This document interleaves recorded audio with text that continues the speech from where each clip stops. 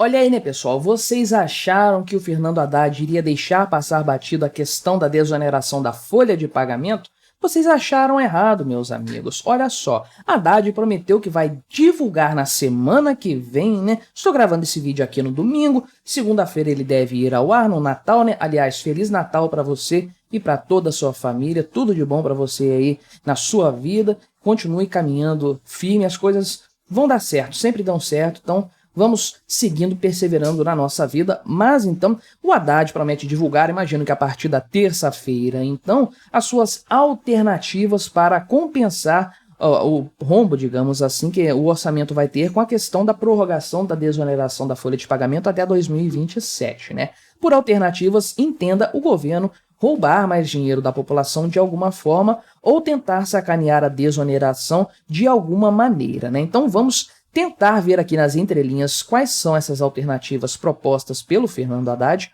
como isso vai nos impactar. Será que essa aí vai ser a última má notícia que ele vai dar este ano? Será que vai ter tempo para mais alguma coisa ainda, né? Falta uma semaninha para acabar o ano. O aninho difícil, né, meu amigo? Mas vamos conversar então sobre esse tema. Antes disso, deixe o seu like, o seu comentário neste vídeo. Se inscreva no meu canal se você ainda não for inscrito. Considere se tornar membro patrocinador do meu trabalho. Com valores a partir de R$ 1,99 por mês, você me ajuda bastante dessa forma. Pode ter certeza disso, né? Então, a questão da desoneração da folha de pagamento foi aprovada lá em meados aqui de dezembro, né? O que aconteceu? A Câmara dos Deputados votou isso de forma maciça, um apoio gigantesco à prorrogação da desoneração para 17 setores e também para municípios com a população menor, né? E o Lula vetou integralmente o que foi aprovado lá no Congresso Nacional, peitou o Congresso. Esse veto do Lula voltou para lá e foi derrubado com tranquilidade. Então, a desoneração da folha de pagamento oficialmente está prorrogada até 2027.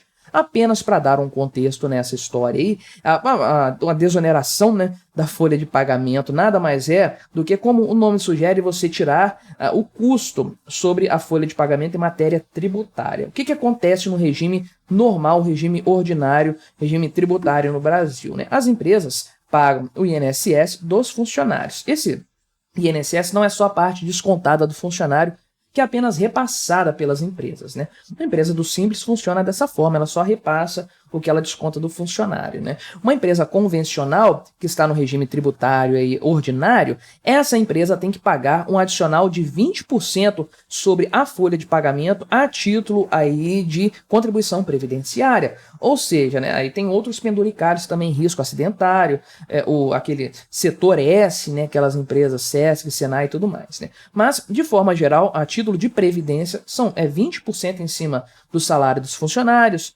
dos sócios, né, o prolabore dos sócios, a remuneração dos autônomos e tudo mais. Então, 20% encarecendo a folha de pagamento, por isso se chama oneração da folha de pagamento. E a proposta de desoneração da folha justamente ataca essa questão contribuição previdenciária na folha. Ou seja, as empresas que optam, fazem essa opção, que não é obrigatória, né, mas as empresas que têm essa possibilidade saem da contribuição sobre a folha de pagamento, contribuição do INSS sobre a folha de pagamento, e migram para a opção de contribuição sobre o faturamento, 1,5% até 4% a depender da atividade aí, né, do faturamento das empresas. Hoje, uma empresa do Simples Nacional, por exemplo, tem essa modalidade aí de tributação previdenciária. A empresa do Simples paga em cima do faturamento. Se olhar na guia ali, né, na guia de recolhimento do Simples Nacional, você vai ver que tem lá INSS no meio em cima do faturamento. Então, realmente, é uma coisa que diminui a tributação da empresa, por isso que ela opta por isso que os setores querem tanto a manutenção dessa desoneração, e aumenta a disponibilidade de vagas de trabalho, porque isso tira o peso da folha de pagamento, tira a incidência de um imposto ali sobre a folha que já tem incidência de um monte de coisa, né? Em cima do salário do funcionário, tem, além dessa contribuição previdenciária, o FGTS, aí tem o 13º, tem o terço de férias, tem a provisão para multa rescisória do FGTS, e aí vem um seguro de vida, um plano de saúde, um vale refeição, um vale transporte e um monte de outros penduricalhos que vão deixando a mão de obra mais cara sem que o funcionário receba muito no final das contas. Então, o grande motivo por trás do governo, no primeiro momento, criar a desoneração da folha de pagamento realmente foi criar mais postos de trabalho, o que deu muito certo, os números estão aí para todos verem. Desde, sei lá, 2015, a quantidade de vagas de trabalho não para de aumentar no Brasil, o desemprego só tem caído, né? E isso coincide com o início da desoneração da folha de pagamento também, que lá atrás era para vários setores, hoje para menos. Mas isso é o motivo pelo qual o governo criou a desoneração e o motivo pelo qual as empresas querem manter isso é a questão tributária mesmo, pagar menos impostos e tornar a atividade econômica muito mais competitiva e viável no final das contas, né? Só que a desoneração tem um custo aí em matéria de renúncia fiscal. Renúncia fiscal é a União, o governo, abrindo mão de recursos, de dinheiro que ele poderia arrecadar, ou seja, roubar da sociedade produtiva por meio dos impostos dos tributos. Então, lá atrás, 2012, houve o início dessa questão da desoneração da folha de pagamento aí. Durante o período da Dilma Rousseff, 56 segmentos econômicos foram beneficiados. Isso caiu para 17 lá na época do Michel Temer, né? Então, houve uma mudança aqui nesse sentido, uma queda na quantidade de setores. Permaneceu durante o governo Bolsonaro assim, e o Lula queria acabar para todos os setores, mas foi mantido de forma constante esses 17 setores, mais a questão lá dos municípios também, né? Que do município é diferente, não é uma redução total desses 20%, porque o município não tem faturamento para você colocar a contribuição previdenciária em cima. O que houve foi uma redução de 20% da contribuição previdenciária sobre a folha para 8%, conforme preceituado pelo Congresso Nacional. Então veja aqui o quanto que essa desoneração custou em renúncia fiscal aqui ao governo federal ao longo dos anos, né? Então você pode ver que durante o governo Dilma Rousseff realmente a coisa cresceu bastante, mas quando o Temer reduziu isso, de forma gradativa, essa renúncia foi caindo, né? Não sei exatamente por qual motivo, pode ser um aumento da receita das empresas, né? Ou seja, uma coisa está compensando a outra no final das contas. Aqui é claro que esse patamar mais baixo se deve à pandemia, sem dúvidas, mas 2022, com a recuperação econômica que nós tivemos, ainda assim o patamar estava inferior daquele do primeiro ano do governo Bolsonaro, né? Então, a previsão é que em 2023 tenha sido aqui a estimativa da Receita Federal, inclusive,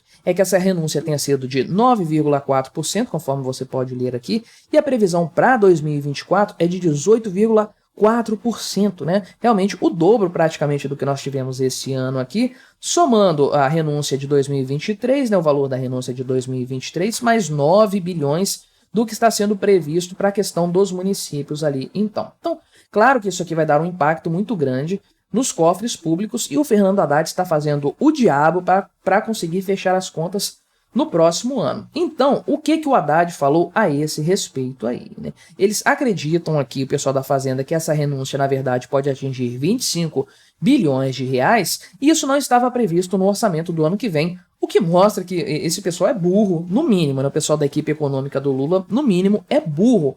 Como que eles tiram a desoneração da folha do orçamento fiscal sem conversar com o parlamento, com os congressistas, para saber qual que é o clima ali, se eles estão prevendo acabar com a desoneração ou mantê-la, né? Originalmente, ela iria terminar em 31 de dezembro desse ano. Eles prorrogaram por mais 4 anos, até 31 de dezembro de 2027, pelo menos, né? Então, de acordo com Haddad, o presidente Lula orientou aí a buscar uma solução política para esse assunto e ele, de uma forma assim, bastante vaga, afirmou: na semana que vem, ou seja, a semana pós-Natal, vamos endereçar novas medidas. Estamos aguardando o que foi aprovado pelo Congresso para enviá-las, né? As medidas da semana que vem, aqui vem um grande ponto, tem o objetivo de compensar a desoneração, né? Compensar, o que isso significa? Significa você entrar com valores nos cofres da União para compensar justamente aquilo que não vai entrar por conta da desoneração, né? Segundo Fernando Haddad, essas medidas aqui são razoáveis e já foram discutidas em algum momento na Câmara e no Senado Federal aí. Ele diz que isso não vai vir por meio da elevação da CID, né, que é a contribuição de intervenção no domínio econômico, não vai ser o aumento dessa alíquota que vai ser usado para cobrir aí esse rombo, digamos assim, do governo, né? E ele afirmou de uma forma bastante cínica o seguinte: temos segurança de que será uma coisa boa para o país. Meu amigo Fernando Haddad, se é mais dinheiro na mão do governo, do Estado, mais dinheiro na mão do governo Lula, do seu governo, é pior para o país sempre, né? Mas seguindo aqui então.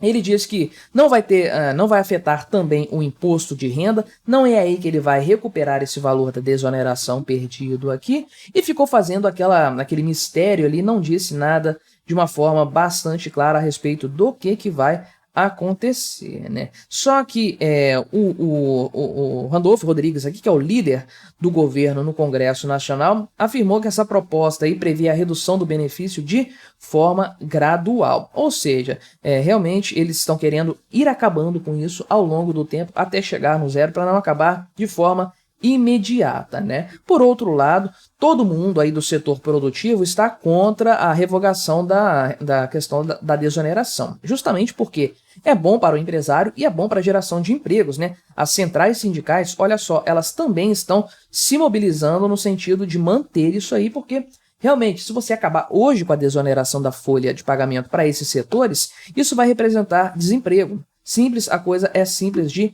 entender, né? Então, realmente aqui, o Fernando Haddad está desesperado por mais dinheiro, por mais arrecadação. A questão da desoneração da folha foi um grande baque para o governo Lula. Ele tentou aí vetar para ver se a coisa colava, não colou, piorou a situação dele perante o Congresso Nacional e não resolveu a falta de dinheiro agora que está comprometendo o orçamento do próximo ano. Só que fica aí a nossa dúvida, a nossa curiosidade. Qual vai ser o mecanismo aqui, a alternativa encontrada pelo Fernando Haddad para conseguir reverter esse quadro, amortizar as perdas e realmente ter uma compensação no orçamento do próximo ano? Vamos saber, vamos descobrir nos próximos dias. Mas o que você achou dessa história? Colabore com o nosso debate, se inscreva no meu canal se você ainda não for inscrito e até a próxima.